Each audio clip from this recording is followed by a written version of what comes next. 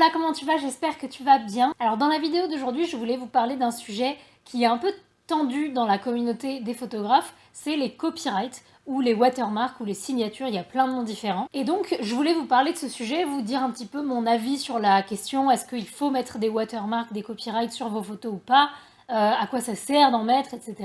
Et en fait, en faisant mes petites recherches, j'ai vu que Paul Napo, qui est un collègue youtubeur et photographe, avait déjà fait une vidéo là-dessus. Et en fait, je me suis dit que ça pourrait être intéressant de voir son avis, donc de réagir à sa vidéo et de voir si on a le même avis sur la question. Je pense que oui, mais peut-être que sur certains points, on n'aura pas le même avis, donc je pense que ça peut être intéressant. Donc on va regarder sa vidéo ensemble, je vais la découvrir avec vous et on va voir si je suis d'accord avec lui ou pas. Alors si vous connaissez pas Paul Napo, c'est un photographe qui fait de la photo de rue, de la photo de portrait, il fait aussi d'autres styles. Et sur sa chaîne, il parle vraiment aux photographes amateurs, débutants. Donc si c'est quelque chose qui peut vous intéresser, je vous invite à regarder sa chaîne. Alors je vais me décaler un petit peu pour pouvoir vous insérer la vidéo sur le côté. Et moi du coup je l'ai mis sur mon écran qui est juste devant, donc si je regarde vers le bas, c'est parce que j'ai mon écran qui est juste ici. C'est parti! Salut les apprentis photographes. Aujourd'hui on parle des signatures, parce que là franchement faut faire quelque chose quoi, ça peut plus durer. Ok, je mets déjà pause, mais du coup je vois déjà à son attitude au début et à l'image avec la gerbe que je pense qu'on a à peu près le même avis là-dessus. Mais on va regarder. Je fais une petite vidéo pour vous parler des signatures. Ce que j'appelle les signatures, ça veut dire mettre son nom sur une photo pour signaler c'est moi qui l'ai faite, c'est ma photo. On en voit partout des photos qui sont signées par les photographes, particulièrement sur les groupes Facebook, on en voit vraiment à beaucoup d'endroits. Mais je sais pas s'il va réexpliquer, mais je réexplique rapidement. Du coup, la signature copyright watermark, moi j'appelle ça le copyright, mais c'est du coup le fait de mettre son nom ou le nom de son entreprise directement sur la photo, écrit, pour dire que c'est notre photo. Donc c'est vrai qu'on en voit beaucoup sur Facebook et tout, parce que c'est souvent les amateurs qui le font, mais je vais le laisser parler, parce que je pense qu'il va aborder le sujet. quand même, quand on regarde de plus près, on en voit surtout dans les groupes de débutants. Ah ouais, Voilà. ça peut paraître bizarre parce qu'on se dit les gens qui veulent protéger leurs photos ou alors qui sont vraiment assez fiers de leurs photos pour mettre leur signature dessus, ça pourrait être des bons photographes qui font des très très bonnes photos. Et ben non, c'est surtout des débutants qui signent leurs photos. Alors, C'est vrai, ce qu'il dit en fait, c'est que vous remarquerez, et c'est une des raisons pour lesquelles je conseille de ne pas la mettre, mais que c'est très souvent les débutants et les amateurs qui mettent des signatures sur les photos. Les photographes qui sont installés dans leur business depuis longtemps ou alors qui sont déjà connus ne font pas ça et ne voient pas le besoin de faire ça. Donc du coup, c'est vrai que ça vous identifie un petit peu comme amateur de le faire. alors il n'y a pas que les débutants, il y a aussi des photographes amateurs et puis même certains pros qui vont signer leurs photos. Et attention, quand je dis photographe amateur, débutant et tout, ça ne juge en rien la qualité des photos. Un photographe amateur, un photographe débutant, un photographe non professionnel peut faire des photos absolument magnifiques et un photographe professionnel peut faire des photos moches. C'est vraiment pas ça qui est jugé là. C'est vraiment juste le stade dans lequel vous en êtes dans votre activité de photographe. Est-ce que ça fait longtemps que vous le faites ou pas? C'est vrai que c'est généralement les débutants qui font ce genre de choses, qui mettent les signatures sur les photos. Mais globalement, je trouve que c'est surtout pour les débutants, et en général, quand on leur demande pourquoi, il y a deux raisons principales pour lesquelles les gens signent leurs photos. C'est pour dire que c'est leur photo, pour pas qu'on leur vole, Ouais. parce que les gens ont très très peur de se faire voler les photos sur internet, C'est vrai. et deux, pour avoir de la visibilité. C'est-à-dire que l'idée, ça serait que les gens voient votre photo, se disent « Waouh, elle est super, je vais regarder la signature, je vois le nom sur la signature, je tape sur Google ce nom-là, et je trouve Instagram. » C'est vrai que c'est ça, en fait, généralement, les idées de pourquoi on met une signature. Donc, je vais répéter. Le pourquoi on met un copyright, généralement, c'est pour protéger sa photo, pour que si on partage notre photo, on puisse ne pas nous la voler et dire que c'est... voilà, pour qu'on puisse ne pas prendre la photo et dire que c'est la nôtre. Comme ça, il y a le nom de la personne qui a pris la photo. Et la deuxième, c'est du coup de permettre d'avoir plus de visibilité. Comme ça, si la photo circule sur Internet, il y aura toujours votre nom dessus pour savoir à chaque fois qui l'a pris. C'est généralement les deux raisons. Mais moi, je trouve qu'aucune de ces deux raisons n'est valable. Mais je vais voir s'il a le même avis que moi. Et sinon, je vous dirai pourquoi. On va reparler de ces deux arguments juste après, le fait de protéger ces photos et d'avoir de la visibilité. On va vraiment en reparler en profondeur dans la vidéo. Okay, mais avant de commencer, il y a un petit truc que je voulais vous dire. Attention, je vais être un petit peu méchant, mais ça s'adresse surtout aux photographes débutants qui mettent des grosses signatures sur leurs photos. Franchement, vous êtes photographe débutant. Ouais. Est-ce que vous pensez que vos photos, elles valent le coup d'être protégées parce que les gens vont vouloir les voler? Est-ce que vous pensez que vos petites photos un peu floues, pas bien cadrées, d'un chaton mignon devant un coucher de soleil, les gens vont vouloir voler ces genres de photos?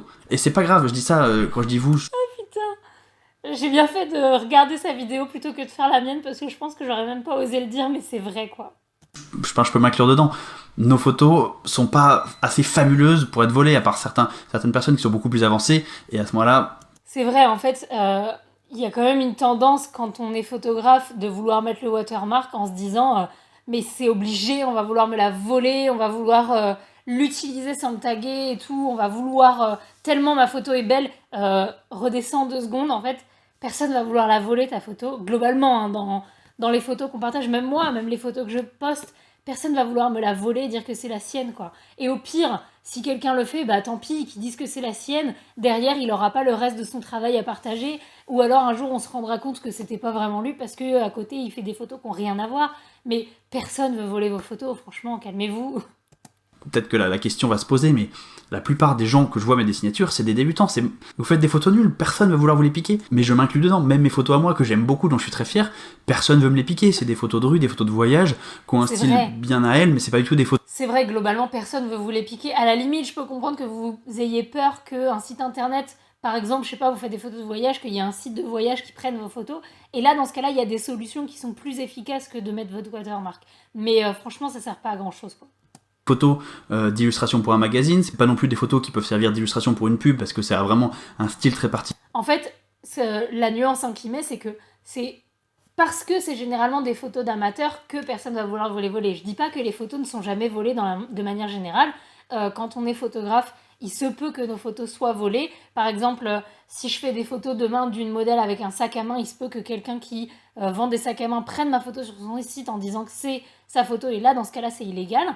Donc ça peut arriver, mais c'est vrai que généralement, les gens qui mettent des watermarks sur leurs photos, ce sont des photos amateurs, donc généralement des photos, et là je vais faire un jugement, mais c'est le jugement que j'apporte aussi à mes anciennes photos, c'est généralement des photos de débutants qui sont pas forcément très bien, ou alors c'est des photos de sujets qui n'intéressent pas, quoi, genre c'est des fleurs, des animaux, votre famille et tout, et donc ça c'est des photos que personne ne va voler.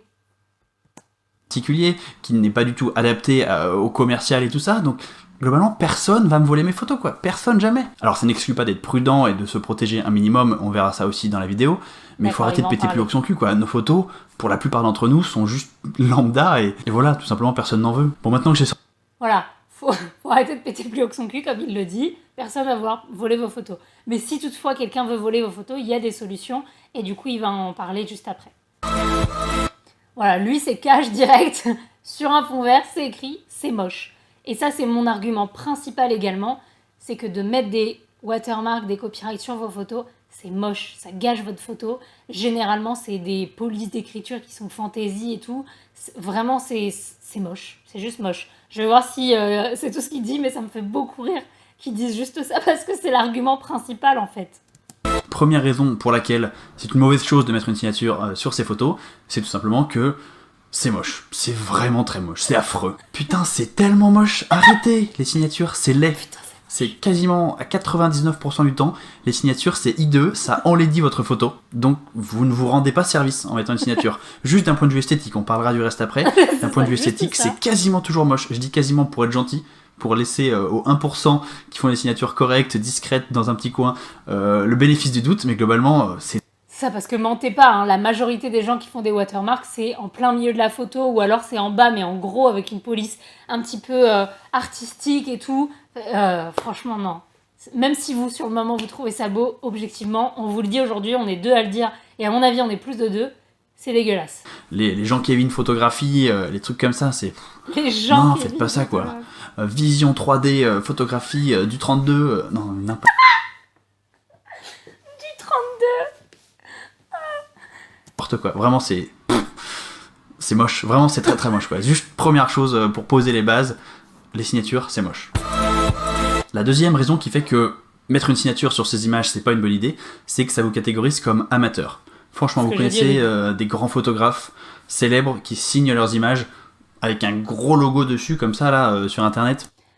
Voilà, essayez de réfléchir aussi quand on dit que ça vous catégorise en tant qu'amateur, parce que du coup, essayez de réfléchir à l'inverse. Connaissez-vous des photographes professionnels, vraiment dont le nom est connu, qui font ça, qui ont besoin de faire ça? Non, il n'y en a aucun. Donc du coup, le fait, à la limite, il y a le studio hardcore, mais le fait de mettre son watermark comme ça, il n'y a que les débutants qui le font, et donc si vous le faites, vous vous auto-catégorisez comme débutant. Moi, j'en connais aucun. Vous suivez sur Instagram l'agence Magnum, vous suivez sur Instagram des gens stylés comme Steve McCurry, bref, des photographes qui pèsent, quoi. Ces mecs-là ont jamais une signature sur leur photo. Greg Williams, Annie Leibovitz, tout ça, ils ont pas besoin de mettre des signatures, quoi, je veux dire.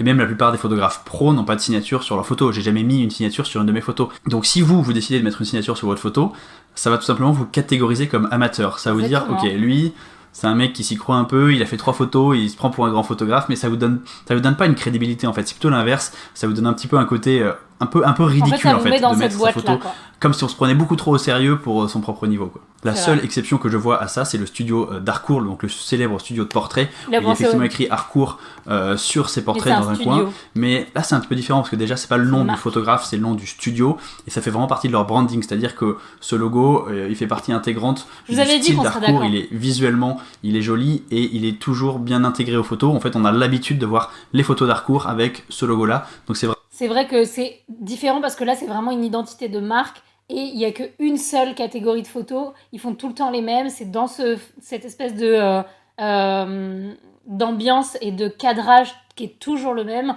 Et donc, du coup, la signature, elle va avec ce cadrage un peu. Mais c'est pas comme si c'était un photographe qui s'appelait Harcourt et qui prenait des photos tout le temps, un petit peu partout, et qui mettait sa signature. Là, c'est vraiment un branding pour cette catégorie de portraits de stars en particulier. Donc, c'est vraiment différent, je trouve.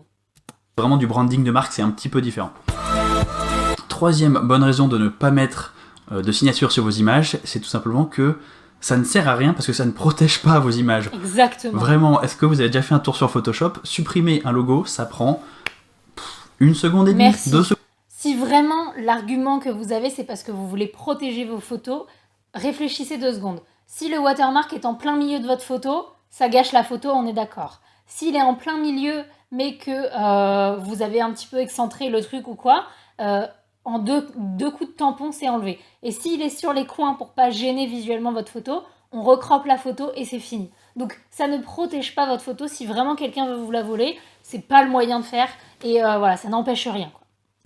Secondes, allez maximum, vraiment un petit coup de tampon, et 90% du temps, votre logo il est supprimé en 2 secondes, ça ne se voit pas, c'est vraiment un truc de dingue. Les seules signatures qui sont vraiment difficiles à retirer, c'est les gros filigrammes qui prennent toute la surface de la photo, en biais avec un truc un peu en surimpression. Ça effectivement c'est compliqué à retirer, mais ça dénature tellement la photo que la photo n'a plus aucun intérêt, personne va avoir envie de regarder une photo qui a ce genre de filigrane. Donc pour moi, c'est juste un coup d'épée dans l'eau de mettre une signature sur ces photos. Si le but c'est vraiment de les protéger. Je connaissais pas cette expression coup d'épée dans l'eau, je trouve ça marrant. J'imagine Link de Zelda qui a son épée comme ça, et en fait quand on joue aux jeux vidéo, à chaque fois il fait un petit cri quand il joue, ya. Et du coup j'imagine ça dans l'eau là, ya, tout seul. Il y a d'autres solutions, on va en reparler juste après, mais là vous dénaturez votre photo, vous la rendez plus moche, moins intéressante, sans pour autant la protéger. Pour moi c'est une mauvaise idée. Quatrième et dernière raison pour laquelle je pense que c'est une mauvaise idée de mettre une signature sur vos images, c'est que ça ne vous fait pas connaître, ça ne vous apporte pas de visibilité. Demandez-vous juste, combien de fois ça vous est arrivé à vous, personnellement, de regarder une image, de vous dire elle est belle, de regarder la signature, d'aller faire votre petite recherche Google, d'arriver sur le site de quelqu'un et dire oh il fait des belles photos, je vais sûrement l'embaucher pour, je sais pas, me faire des photos de mon chat, ou des photos de famille, ou des photos de mon mariage. Généralement, en plus, c'est vous qui partagez ces photos, donc de toute manière, si la personne voit votre photo, il voit que c'est partagé depuis votre page, et il a qu'à cliquer sur la page, en fait, pour voir qui c'est. Donc c'est pas pratique de mettre le nom, c'est pas ça qui va faire qu'on va comprendre que c'est vous, et que ça va vous apporter une visibilité incroyable et plein de nouveaux clients. Franchement, c'est pas comme ça que ça marche, quoi. Mettre ses lunettes pour aller déchiffrer le petit logo en bas, taper sur Google pour aller trouver le nom du photographe, tout ça, c'est un process que personne va jamais faire. C'est trop lourd, en fait, comme processus, et les gens... Ouais, il faut que ça aille vite, quoi. Ils prennent pas, ils font pas l'effort. Donc je pense que honnêtement, ça ne vous apporte aucune visibilité de mettre des signatures sur vos photos, à part le fait de signaler oulala, ça c'est un débutant. Donc en gros, voilà les. En fait, vous mettez juste un gros panneau sur votre photo en disant attention débutant. C'est tout ce que ça fait. Et donc là, je pense qu'il va parler des solutions. Donc je vais voir si j'en ai d'autres que celles qu'il a. Mais à mon avis, encore une fois, on a les mêmes. Mais donc pour la visibilité, les solutions, il vient de les apporter. C'est plus sur les réseaux sociaux, d'avoir votre page, de partager les photos via votre page, de vous auto-taguer si vous avez envie, de faire des liens cliquables, de faire en sorte que les personnes qui partagent vos photos, vous leur dites bien de vous taguer dessus. Ça, c'est déjà le principal. Mais sinon, en termes de visibilité, ça se fait un peu tout seul. C'est en en commençant à vous créer un nom et en commençant à vous créer un style que ça va venir. Ensuite, pour la sécurité de la photo, pour savoir comment on va faire pour ne pas qu'on vous la vole, ou que si on vous la vole, vous soyez au courant et que vous ayez des recours, je vais voir s'il en parle. Et en plus, je comprends tout à fait aussi parce que ça m'est arrivé, je sais pas si je vous en ai déjà parlé parce que c'était au tout début de mon activité, mais les photos que j'avais faites, donc je faisais des photos de cosplay, au début je faisais beaucoup ça parce que j'aime beaucoup le cosplay, et donc j'avais fait des photos de cosplay avec une amie qui s'appelle Cléo, et on avait fait des photos, je crois que c'était celle de Ursula, et j'avais retrouvé ensuite les photos sur AliExpress pour vendre des perruques, alors que c'était pas du tout la perruque qu'elle avait sur la photo et tout, et donc j'avais vu ma photo sur AliExpress, donc ça m'est arrivé, mais du coup j'avais vu ça à temps, entre guillemets, et je les avais contactés en leur disant que c'était illégal et qu'il fallait qu'ils retirent la photo, et ils ont tout simplement retiré la photo parce qu'ils savent que c'est illégal ce qu'ils font. Donc dans tous les cas, vous avez moyen de prouver que c'est vous qui avez fait la photo parce que vous avez la photo dans votre ordi, que vous avez les métadonnées de votre boîtier qui prouvent que c'est bien votre photo, vous avez gardé le fichier RAW si toutefois vous le faites, comme ça vous pouvez être propriétaire et prouver que vous êtes propriétaire de la photo originale, c'est ce que je vous conseille de faire, mais en tout cas, il y a des moyens de faire recours, et je comprends que ce soit chiant, parce que du coup ça m'est arrivé, donc je comprends qu'on ait envie de protéger ces photos.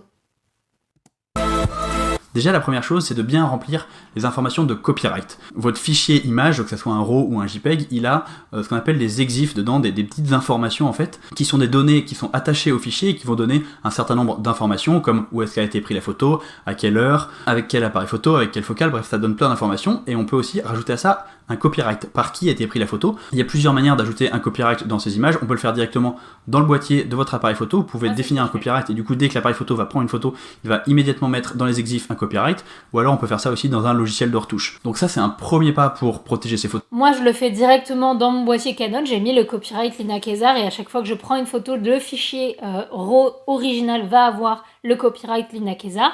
Je sais pas comment c'est sur tous les boîtiers, donc je peux pas vous montrer, il suffit de regarder sur internet, vous tapez appliquer copyright et vous notez le modèle de votre appareil photo, et sinon on peut le faire directement sur les logiciels de retouche comme par exemple Lightroom. Au moment où vous importez et vous exportez vos photos, vous pouvez rajouter dans les métadonnées votre copyright, comme ça ne le met pas visuellement sur votre photo, mais ça le met dans les informations du fichier. Comme ça, si le fichier circule, même s'il n'y a pas votre nom en gros écrit sur la photo, il y a votre nom dans les propriétés de l'image. Donc on pourra quand même savoir que c'était la vôtre. Photos, mais attention, c'est assez facile à effacer ces exifs là, donc c'est pas les photos sont pas bien protégées. Par contre, si quelqu'un veut retrouver votre nom pour vous contacter, pour vous payer les droits si jamais il veut utiliser votre image, à ce moment-là il pourra le faire. La deuxième chose à faire pour protéger ces images, c'est de toujours garder les RAW des images qu'on publie sur internet, voilà, et surtout de ne pas partager les RAW à qui que ce soit d'autre. Si un jour il y a... Ça c'est un peu vraiment la meilleure manière de prouver que vous en êtes le propriétaire. Un litige, vous êtes devant un tribunal et quelqu'un dit moi c'est ma photo et vous dites non c'est ma photo.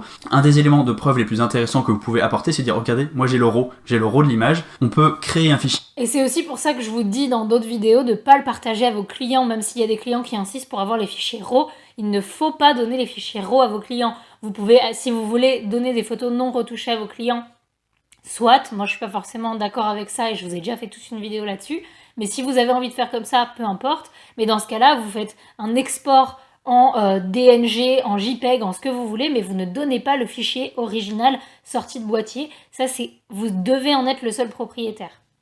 JPEG à partir d'un fichier RAW, par contre on va pas pouvoir créer un fichier RAW à partir d'un fichier JPEG. Donc avoir le fichier RAW, ça veut dire j'ai l'origine de l'image, je peux... Et du coup si vous savez pas ce que c'est un fichier RAW, c'est la vidéo de la semaine dernière, donc vous regardez sur ma chaîne YouTube, là juste avant cette vidéo là que je vous montre aujourd'hui, on en a parlé de ce que c'est qu'un fichier RAW, à quoi ça sert, etc. Prouver ma paternité, c'est moi qui ai pris l'image, mais bon ça c'est utile que s'il y a déjà un litige et qu'on est vraiment en train de débattre devant un juge ou quelque chose comme ça, le mieux c'est quand même de protéger ces images en amont pour pas en arriver là. Mais bon, c'est quand même utile à savoir, gardez vos RAW avec vous et ne les partagez pas. Une autre technique pour protéger ces images, c'est d'intégrer à notre image une signature numérique. Alors ça c'est des technologies, je vais pas rentrer dans les détails, de toute façon je maîtrise pas tout, mais en gros on va modifier le code de la photo, on va modifier quelques-uns des pixels.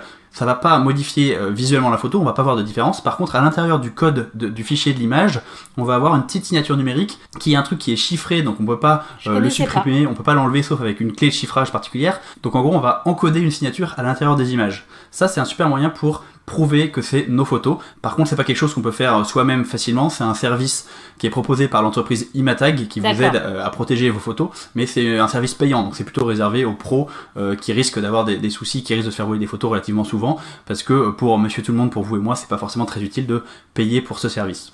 Et enfin, la dernière solution, qui est ma solution préférée, c'est d'utiliser un service de tracking. Une bonne manière de savoir si quelqu'un a déjà utilisé votre image, c'est de mettre votre image dans Google Images, recherche inversée, où vous mettez l'image dans Google, et Google va vous dire toutes les pages sur lesquelles il trouve cette image. Ça, c'est une bonne manière de faire, sauf que c'est extrêmement fastidieux. C'est long, il faut le faire pour chacune de ces images. Donc... On est en synchro, on est en symbiose, quand même, parce qu'on utilise même les mêmes mots. On a le même avis, on utilise les mêmes mots. C'est beau, ça. Donc si on veut voir régulièrement si toutes nos images n'ont pas été utilisées par quelqu'un d'autre ou par quelqu'un qui n'avait pas la permission, ça va être forcément un petit peu long. Mais il y a des services qui proposent de faire ça pour vous, et le mieux c'est que ce sont des services qui sont gratuits. Je pense notamment à un service qui s'appelle CopyTrack. C'est une plateforme sur laquelle on peut charger toutes nos photos, alors pas toutes nos photos, toutes les photos qu'on considère comme intéressantes et surtout les photos qu'on a mises à disposition sur internet, donc qui risqueraient d'être volées. On peut charger les photos et ce service va se charger de scanner le net et de vérifier où ces photos potentiellement ont pu être utilisées. Voilà, j'arrête là la vidéo parce que je pense qu'il y a tout de dit. En fait, on est vraiment totalement d'accord, ça me fait plaisir. Et attention, ça veut pas dire que si vous n'êtes pas d'accord, vous avez tort et que nous, on a raison, loin de là, mais c'est intéressant quand même de se dire que sur 2 photographes random que vous avez trouvés sur YouTube, il y en a 2 qui sont d'accord. Peut-être que ça veut dire que c'est peut-être qu'ils ont raison, mais ça je ne sais pas, ça c'est à vous de le dire. Mais en tout cas, j'espère que ça vous fait soulever les interrogations qu'on a données, que ça vous fait réfléchir un petit peu sur est-ce que c'est vraiment utile d'en faire, est-ce que ça apporte vraiment quelque chose à ma photo et à mon travail de mettre ces copyright watermarks sur ma photo ou pas. Et voilà, je serais ravie d'entendre votre avis en commentaire si vous êtes d'accord ou pas d'accord, tout en restant courtois toujours. Mais donc voilà, je serais ravie d'entendre vos avis. Et moi, comme d'habitude, je vous dis merci d'avoir regardé la vidéo jusqu'au bout. Mettez un pouce si elle vous a été utile, agréable à regarder, ce que vous voulez. Ça aide énormément la chaîne. Donc je vous en remercie par avance. Et moi, je vous fais des bisous. Ciao!